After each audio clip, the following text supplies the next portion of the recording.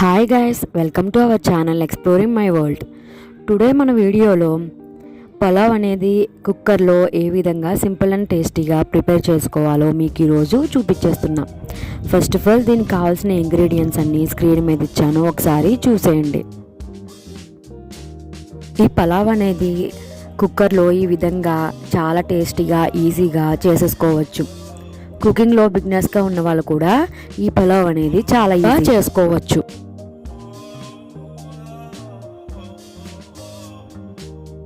ముందుగా మనం ఈ పలావ్కి కావాల్సిన ఇంగ్రీడియంట్స్ అన్నీ కట్ చేసుకుని రెడీగా ఉంచుకోవాలి. అలాగే బిర్యానీ సరుకులు కూడా రెడీగా పెట్టుకోవాలి.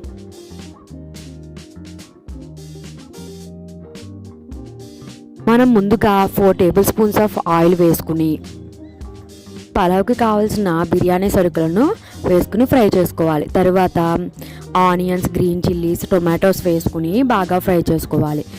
మెయిన్గా వచ్చేసి ఈ ఆనియన్స్ అనేవి బ్రౌన్ కలర్లో వచ్చేంత వరకు బాగా ఫ్రై చేసుకోవాలి.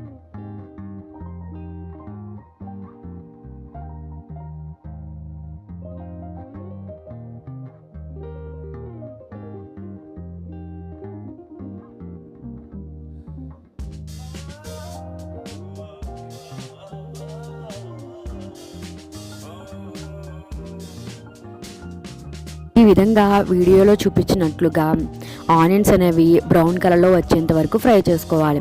ఆ తరువాత కొబ్బరి పాలను ముందుగా తీసుకుని రెడీ చేసుకోవాలి.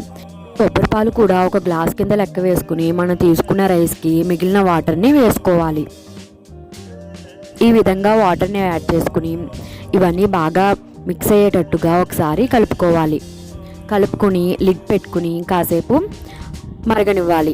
ఆ తర్వాత దీనికి కావాల్సిన సాల్ట్ని యాడ్ చేసుకోవాలి.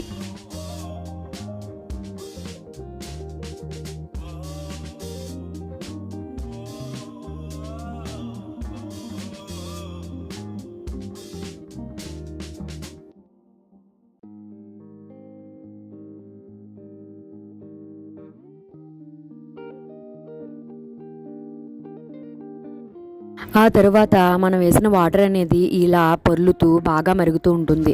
ఆ టైంలో మనం తీసుకున్న రైస్ని యాడ్ చేసుకోవాలి. ఇలా రైస్ని యాడ్ చేసుకుని ఒక్కసారి కలుపుకోవాలి. అదే పదే విధంగా కలుపుతూ ఉంటే రైస్ అనేది విరిగిపోతుంది.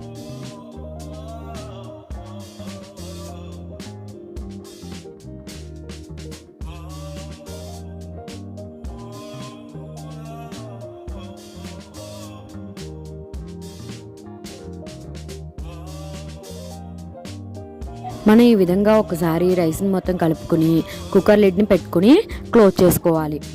ఇప్పుడు మనం 4 విజిల్స్ వచ్చేంత వరకు వెయిట్ చేయాలి. 4 విజిల్స్ అయిపోయిన తర్వాత కాసేపు చల్లారిన తర్వాత కుక్కర్ లిడ్ను ఓపెన్ చేసి చూస్తే ఎంతో రుచికరమైన అలాగే టేస్టీ అయిన పలావ్ అనేది రెడీ అయిపోతుంది. ఈ పలావ్లోకి చికెన్ కర్రీని ట్రై చేసి చూడండి, చాలా బాగుంటుంది. అలాగే చికెన్ ఆర్ మటన్ కర్రీ అనేది సూపర్ కాంబినేషన్గా ఉంటుంది. సో మీరు కూడా వెంటనే ఈ పలావ్ని ట్రై చేసండి.